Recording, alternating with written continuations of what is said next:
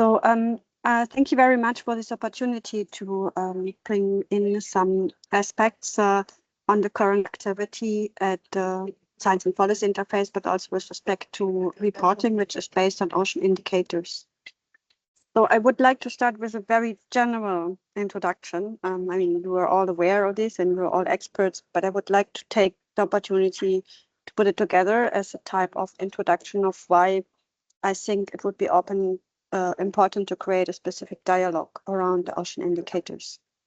So I start with the big message of that all people on Earth rely on the ocean, either directly or indirectly, and that they nearly 28% of the population is living to the coast, and this has been highlighted in the SROC, IPCC SROC. So, and another message is also to highlight again the importance of the ocean, which is vital for sustaining life, for regulating Earth's climate, and providing multitude of services and resources, important for the livelihood, but also source supporting bodies for the sustainable development, resilience, well-being, and cultural identity, and also for the economy aspects. So, but the ocean is highly under pressure, so we can call it a planetary crisis or something else. So there are the major drivers of change are climate change, pollution, and the biodiversity loss. So just quickly around on the different risks which have been assessed in R6 and working group 2 with respect to climate change and different ecosystem types like warm water corals, kelp forests, seagrass meadows, equidalic, rock shores, and salt marshes, where you can see the gray line, which is the 1.5 level, and the colors show you the different levels of risk depending on the different scenarios. So I'm sorry, I should have added. So these are scenarios, the 8 and 4.7 and so on. So which is really with a big message, the further we go, the higher the risks will be for all types of ecosystems in the ocean. Another aspect from the ocean is together with the ice shelves, deep body or the deep ocean, which is ensuring the long-term climate inertia. So, and meaning that there are some changes which have reached in the deep ocean, and also for ice shelf stability, which are changes which are reversible for centuries to millennia. Then a quick check on the pollution as done in IPBES is published in 2019.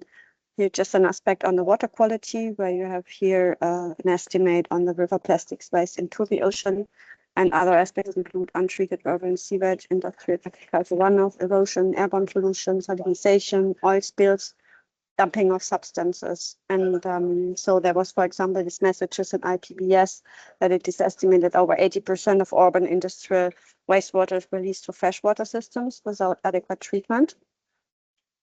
And then there's also this aspect on plastic pollution in the ocean, which has increased tenfold, which is also here assessed in the IPBES in 2019. Then to draw quickly on the biodiversity loss, these are just some examples of global declines in nature, including the ocean, emphasizing declines in biodiversity that have been and are being caused by direct and indirect drivers of change. So you have here, for example, the biomass and species abundance, ecological communities, etc., which also incorporate the ocean. And with respect to the extinction and the trends, so there's a specific data set incorporated here with respect to the warm water corals. We have shown immediate decrease in risk of extinction. So more than ever, there's an urgent need to monitor and report on the state, variability, and the change of the ocean, as the ocean is facing mounting pressures from the triple planetary crisis and overexploitation, to add another, and threatening both marine ecosystems and human well-beings. So another positive message is that the ocean is gaining more and more a prominent role in the global diplomacy, and which in turn also reflects its importance in the Earth system. So this is just a schematic of the ocean climate nexus for the different types with the science and data and services, really the backbone of supporting conventions, sustainable development agreements and treaties and governance. With different tools like negotiation processes such as the Ocean Climate Dialogue, financial instruments, summits, fora, and conferences, and at the bottom level, scientific assessments, which are highly based on ocean indicators and climate indicators.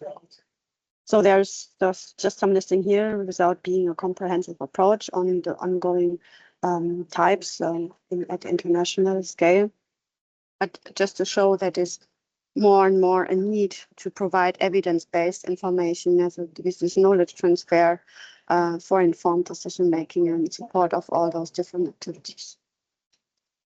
So why are indicators hence important?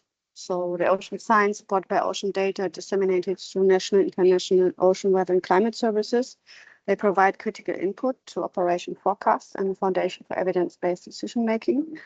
So this is just a schematic of a so-called added value chain, but there are different ways of showing this different levels with respect to coming up to the concept of ocean indicators, showing here that they are really sitting at the edge, important to ensure or facilitate, not ensure, to facilitate knowledge transfer from the environmental pillar of sustainable development up to the societal and economic pillar.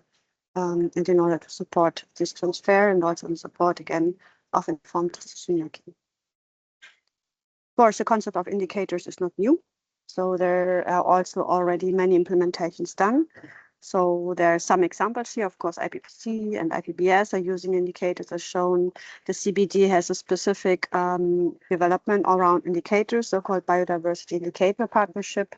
The World Ocean Assessment, of course, using indicator. We have the concept of the WMO on the global climate indicators, from which the majority are ocean-related indicators. And of course, a SDG framework, which is with its many targets, another important aspect of how the use of indicators plays a significant role in this interface. But these existing environmental indicators using these various initiatives, they vary in terms of methodology and the information required, the disciplines, and so also the level of rigor involved in different processes. So to be really effective, it's important to have a reliable and comparable methodologies which are frequently updated, not in terms of only of the data to be close to real time, but also with respect to evolving science of information and methodologies. So I give you an example, another example why it is important. So, and why we should maybe care as a scientific community. So we have one very prominent example of indicator which made it to become a political target, driving international negotiations.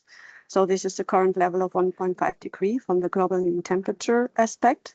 For us as experts, it is something which we think, bah, it's easy, we average together and then we provide these values. But there is no agreement on how we are doing this. So depending on which reporting we use, you have different estimates, you have different values. So it's very confusing, for example, at policy levels. So we understand that, okay, we have used 10 years running average, or we have used 5 years running averages, and we have used different products, we have used different periods and so on, but this is just already too complicated to transfer at the science and policy interface.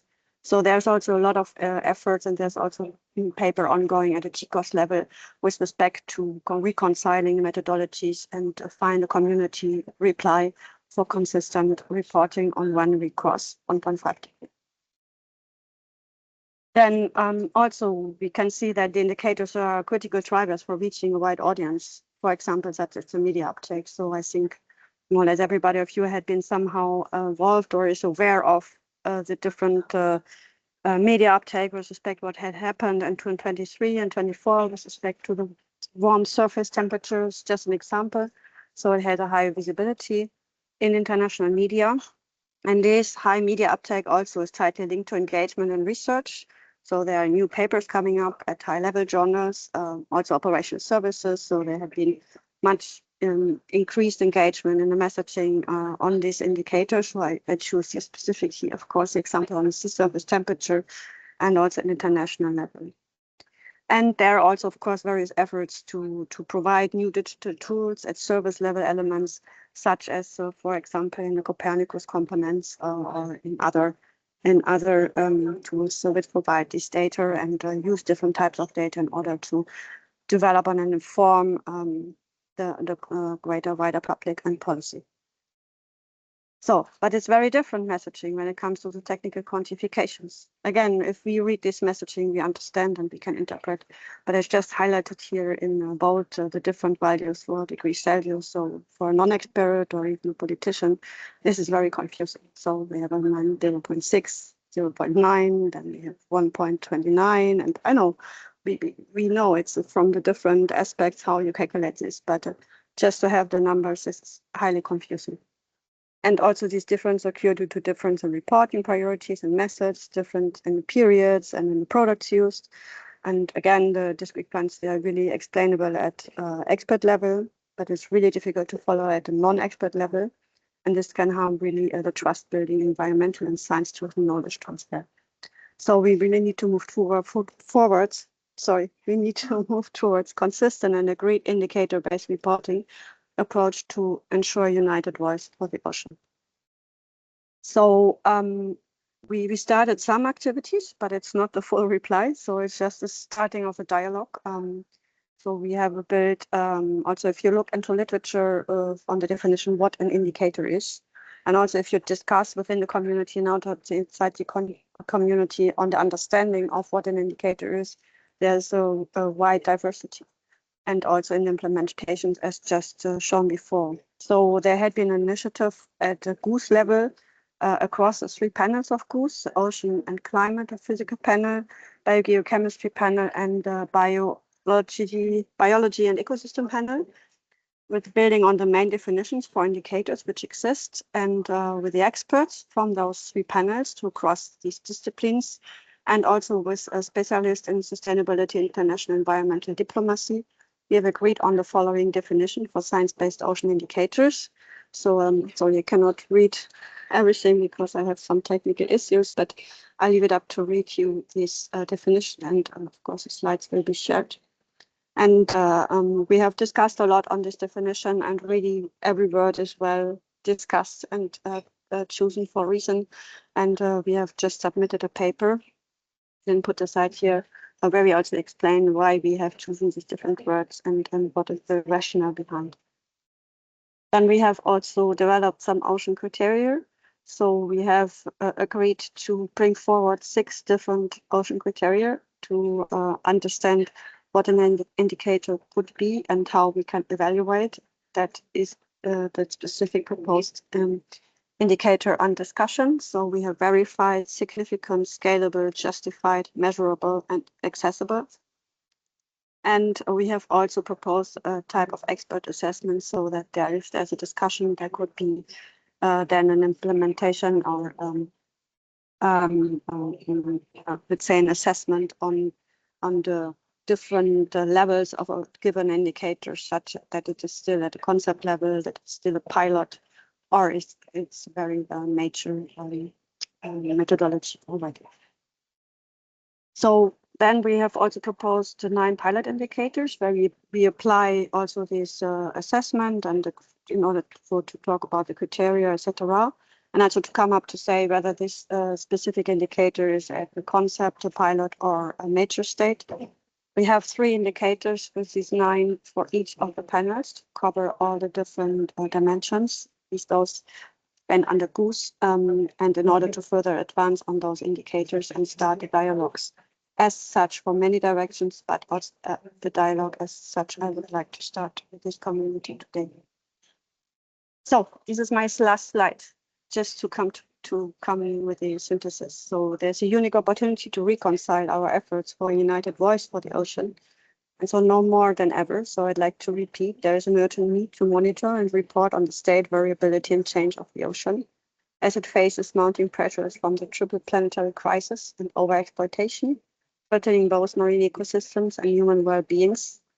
but the methods and data products advance, inconsistencies in indicator-based reporting are becoming more apparent, and it's challenging the continuity and comparability of regular assessments. I have not put in the comparison, but I've shown this for the global scale. But if you even go at regional scale, it's getting even more difficult because, for example, we define an area such Europe, for example, we also have to agree what this area is because apart from the other aspects I just mentioned. So what can we do? Here's just some first suggestions to start a dialogue. So at expert level, it is maybe you need to face expert fatigue for the growing demand of evidence-based indicators and also in operational manner and also with respect to uncertainties. So we need to further evaluate amongst us and emphasize the imminent importance for the provision of this timely information and also information which is based and built on best available science, which is also evolving. So we need to agree also on the processes to ensure that these innovations will also be reflected on those indicators and to ensure robust uncertainty frameworks. Also need to drive momentum to build on scientific consensus and joint efforts for coherent implementation. And for this, we need to join forces to ensure trust building at the science and policy interface. And the service level, I think there's a need to face a growing inconsistency in indicator-based digital services and reporting for the ocean. So, so there's an opportunity to build an alliance for a united voice for the ocean, and to build on consistent approaches, and also to explore possibilities for cross-coordination and agreements to enable a coherent view on the indicators. So thank you very much, and very happy to start some discussion.